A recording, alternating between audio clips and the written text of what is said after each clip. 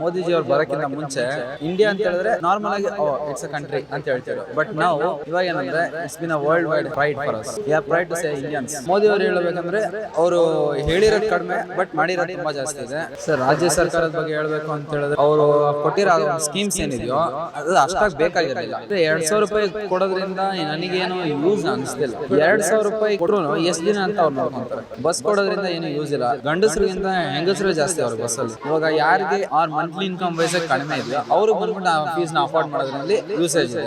Politics hate ಮಾಡೋದ್ರಿಂದ ಅಂದ್ರೆ ಸರಿಯಾಗಿ ಯಾರು ಮಾಡಲ್ಲ ಅಂತ ಅವ್ರಿಗೆ ಒಂದು ಅನ್ಸ್ಬಿಟ್ಟಿದೆ. ಇಷ್ಟು ವರ್ಷದಲ್ಲಿ ಎಷ್ಟು ಡೆವಲಪ್ಮೆಂಟ್ ಆಗಿದೆ.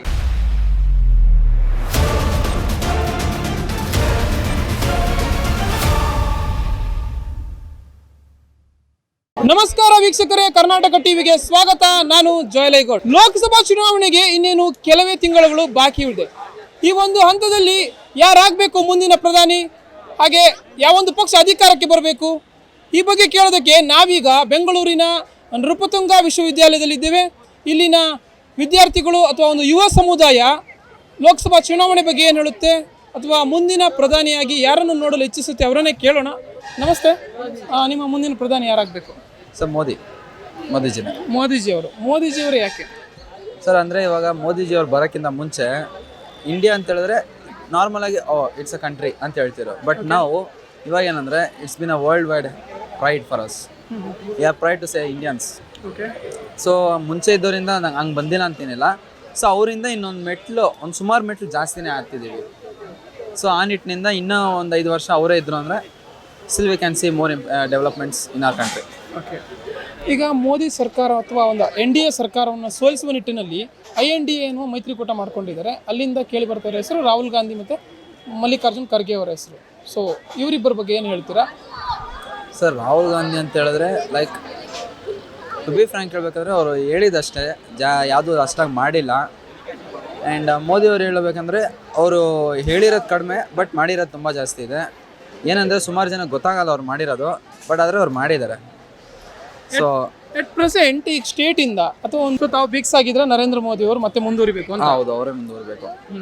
ಇನ್ನೊಂದು 5 ವರ್ಷ ಆಯ್ತು ಅಂದರೆ 15 ಇಯರ್ಸ್ ಅವ್ರ ಸರ್ವಿಸ್ ಆಗುತ್ತೆ, ಕಂಪ್ಲೀಟ್ ಮಾಡ್ತಾರೆ. ಸೊ ಮೋದಿ ಅವ್ರು ಬರೋದೇ ಒಳ್ಳೆಯದು ನನಗೆ ಗೊತ್ತಿರೋ ಮಟ್ಟಿಗೆ. Okay, fine.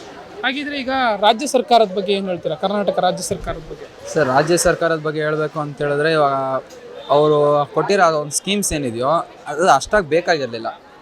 ಲೈಕ್ ಇವಾಗ ಹೆಣ್ಮಕ್ಳಿಗೆ 2,000 ರೂಪಾಯಿ ಆಗಲಿ ಆ್ಯಂಡ್ ಫ್ರೀಯಾಗಿ ಬಸ್ ವ್ಯವಸ್ಥೆ ಆಗಲಿ ಅವೆಲ್ಲ ಅಷ್ಟೊಂದು ಬೇಕಾಗಿರಲಿಲ್ಲ. ಯಾಕೆಂದರೆ ಇವಾಗ ಊರುಗಳಿಗೆ ಹೋಗೋದಕ್ಕೆ ಏನಕ್ಕೆ ಬಸ್ ಫ್ರೀ ಮಾಡಬೇಕಿತ್ತು? ಊರುಗಳಿಗೆ ಬೇಕಂದರೆ ಅವ್ರು ಊರಿಗೆ ಹೋಗ್ಬೇಕಂತಿದ್ರೆ ಅವ್ರು ಹೋಗಬೇಕು. ಸೊ ಅದಕ್ಕೆ ಅವ್ರು ಪೇ ಮಾಡಲೇಬೇಕು. ಲೋಕಲ್ ಬಸ್ ಅಂದರೆ ಓಕೆ ಫೈನ್, ಬಟ್ ತುಂಬ ಇದರಲ್ಲೆಲ್ಲ ಹೋಗೋದಂದರೆ ಅದು ಬೇಡ ಅನಿಸ್ತಿತ್ತು ನನಗೆ. ಆ್ಯಂಡ್ ನೆಕ್ಸ್ಟ್ ಬಂದ್ಬಿಟ್ಟು ಸ್ಕೀಮ್ಸ್ ಎಲ್ಲ ಓಕೆ ಸರ್, ಅಂದರೆ ಮಾಡಿರೋದೇನೋ ಓಕೆ. ಸುಮಾರು ಜನ ಗೃಹ ಜ್ಯೋತಿ ಸ್ಕೀಮ್ಸಲ್ಲೂ ತುಂಬ ಹೆಲ್ಪ್ ಆಗ್ತೈತೆ. ಆ್ಯಂಡ್ ತುಂಬ ಇರೋರು ಯೂಸೇಜ್ ಮಾಡ್ಕೊತವ್ರೆ. ಸೊ ಅದನ್ನು ಅವ್ರು ಒಂದ್ಸರಿ ನೋಡ್ಕೊಬೇಕಾಗಿತ್ತು. ಯಾಕೆಂದರೆ ಯಾರಿಗೆ ಫೀನ ಅಫೋರ್ಡ್ ಮಾಡೋಕ್ಕಾಗಲ್ವೋ ಅವ್ರಿಗೆ ಆ ಒಂದು ಸ್ಕೀಮ್ಸ್ ಏನಿದೆ ಅದು ಹೋಗ್ಬೇಕಾಗಿತ್ತು. ಅದು ಅವ್ರಿಗೂ ಹೋಗ್ತೈತೆ, ಬಟ್ ಆದರೆ ಅಷ್ಟೊಂದು ಹೋಗ್ತಿಲ್ಲ, ಕಡಿಮೆ ಹೋಗ್ತೈತೆ. So they have to make over it. ನೋಡ್ಕೊಬೇಕು, ಯಾರ್ಯಾರಿಗೆ ಹೋಗ್ಬೇಕಿದೆಯೋ ಅವ್ರಿಗೆ ಮಾತ್ರ ಹೋಗ್ಬೇಕಿತ್ತು. ಸುಮಾರು ಜನಕ್ಕೆ ಹೋಗ್ಬೇಕಂದ್ರೆ ಓಕೆ ಫೈನ್.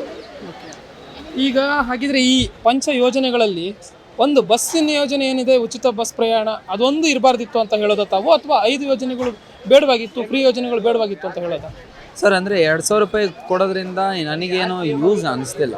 ಓಕೆ, ಅದು ಕೂಡ 2,000 ರೂಪಾಯಿ ಕೊಟ್ಟರು ಎಷ್ಟು ದಿನ ಅಂತ ಅವ್ರು ನೋಡ್ಕೊತಾರೆ. Okay, fine. ಇವಾಗ 1 ಲೀಟ್ರ್ ಹಾಲು 50 ರೂಪಾಯಿ ಇದೆ. 50 ರೂಪಾಯಿನ 10 ದಿನಕ್ಕೆ ನೋಡಿದ್ರೆ ಅದೇ 500 ರೂಪಾಯಿ ಆಗುತ್ತೆ. 4 ವಾರಕ್ಕೆ ಬರೀ ಅವ್ರು ಕೊಟ್ಟಿರೋ 2,000 ರೂಪಾಯಿ ಹಾಲಿಗೆ ಹೊಂಟೋಯ್ತು. ಇನ್ನೇನಿದೆ ಸರ್ ಇದು ಮಾಡೋದ್ರಲ್ಲಿ? ಆ 2,000 ರೂಪಾಯಿನಿಂದ ಅಷ್ಟೇ ಯೂಸ್ ಇರೋದು. ಬರೀ ಒಂದು ಹಾಲು ಅಷ್ಟು ಇಸ್ಕೊಬೋದು, 1 ಲೀಟ್ರ್ ಹಾಲು ದಿನಕ್ಕೆ ಇಸ್ಕೊಬೋದು. ಆ್ಯಂಡ್ ಅದು ಬಿಟ್ಟರೆ ಇನ್ನು ಗೃಹ ಜ್ಯೋತಿ ಅದು ಓಕೆ, ಗೃಹ ಜ್ಯೋತಿ ಇಸ್ ಫೈನ್, ಅದು ಕೊಡೋದ್ರಿಂದ ಏನು ಲಾಸ್ ಏನಿಲ್ಲ. ಅದನ್ನ ಬಿಟ್ಟರೆ ಇನ್ನು ಬಸ್ ಬಂದ್ಬಿಟ್ಟು ನನಗೆ ಯಾಕೋ ಬೇಡ ಅನಿಸುತ್ತೆ ಸರ್. ಬಸ್ ಕೊಡೋದ್ರಿಂದ ಏನು ಯೂಸ್ ಇಲ್ಲ. ಆ್ಯಂಡ್ ಮೋರೋವರ್ ಹೇಳ್ಬೇಕಂದ್ರೆ ಗಂಡಸರಿಗಿಂತ ಹೆಂಗಸರೇ ಜಾಸ್ತಿ ಅವರು ಬಸ್ಸಲ್ಲಿ. ಓಕೆ, ಹಾಗಿದ್ರೆ ಈ ಉಚಿತ ಯೋಜನೆಗಳು ಇರೋದೇ ಆದರೆ ಯಾವ ಉಚಿತ ಯೋಜನೆಗಳು ಇರಬೇಕಿತ್ತು, ಅಂದರೆ ಯಾವ ಯೋಜನೆಗಳು ಇರಬೇಕಿತ್ತು, ಹಾಗೆಯೇ ಯಾವ ವರ್ಗಕ್ಕೆ ಇರಬೇಕಿತ್ತು ಅಂತ ಹೇಳ್ತೀರಾ? ಸರ್, ಅಂದರೆ ಇವಾಗ ಆ್ಯನ್ಯುವಲ್ ಇನ್ಕಮ್ ಅಂತ ಒಂದು ಮಾಡಿರ್ತಾರಲ್ಲ, ಆ ಆ್ಯನ್ಯುವಲ್ ಇನ್ಕಮ್ ಪ್ರಕಾರ ಅವ್ರು ಮಾಡ್ಕೊಬೇಕಾಗಿತ್ತು. ಇವಾಗ ಯಾರಿಗೆ ಆ್ಯನ್ಯುವಲ್ ಇನ್ಕಮ್ ಕಡಿಮೆ ಇದೆಯೋ ಆರ್ ಮಂತ್ಲಿ ಇನ್ಕಮ್ ವೈಸ್ ಕಡಿಮೆ ಇದೆಯೋ ಅವ್ರಿಗೆ ಬಂದ್ಬಿಟ್ಟು ಆ ಫೀಸ್ನ ಅಫೋರ್ಡ್ ಮಾಡೋದ್ರಲ್ಲಿ ಯೂಸೇಜ್ ಇದೆ. ತಿಂಗಳಿಗೆ ಸಾವಿರಾನುಗಟ್ಟಲೆ ಲಕ್ಷಾನುಗಟ್ಟಲೆ ದುಡಿಯೋರಿಗೆ they are not missing for that. ಹಾಗಿದ್ರೆ ಈ ಉಚಿತ ಯೋಜನೆಗಳ ಒಂದೆಡೆ ಆದರೆ ಅಭಿವೃದ್ಧಿ ಕೆಲಸಗಳು ಆಗೋದಾದರೆ ರಾಜ್ಯ ಸರ್ಕಾರದಿಂದ ಮತ್ತು ಕೇಂದ್ರ ಸರ್ಕಾರದಿಂದ ಯಾವೆಲ್ಲ ಅಭಿವೃದ್ಧಿ ಕೆಲಸಗಳು ಆಗಬೇಕು ಅಂತೀರಾ?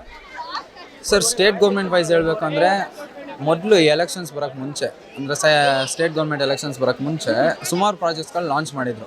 ಇದನ್ನು ಮಾಡಬೇಕು ಅದನ್ನು ಮಾಡಬೇಕು ಅಂತ. ಸ್ವಲ್ಪ ಏನು ಮಾಡೋದಂದರೆ already they started the work but they didn't complete.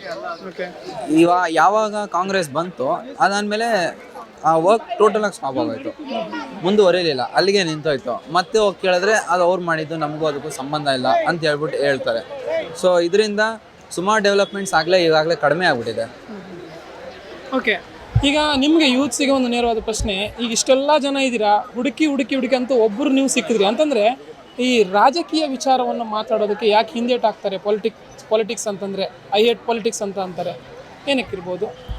So politics hate ಮಾಡೋದ್ರಿಂದ ಅಂದರೆ ಸರಿಯಾಗಿ ಯಾರು ಮಾಡಲ್ಲ ಅಂತ ಅವ್ರಿಗೆ ಒಂದು ಅನಿಸ್ಬಿಟ್ಟಿರುತ್ತೆ. ಲೈಕ್ ವೈಸ್ ಇವಾಗ ಇಷ್ಟು ವರ್ಷದಲ್ಲಿ ಎಷ್ಟು ಡೆವಲಪ್ಮೆಂಟ್ ಆಗಿದೆ ಸರ್ ನಿಮ್ಗೆ ಅನಿಸಿರೋ ಪ್ರಕಾರ?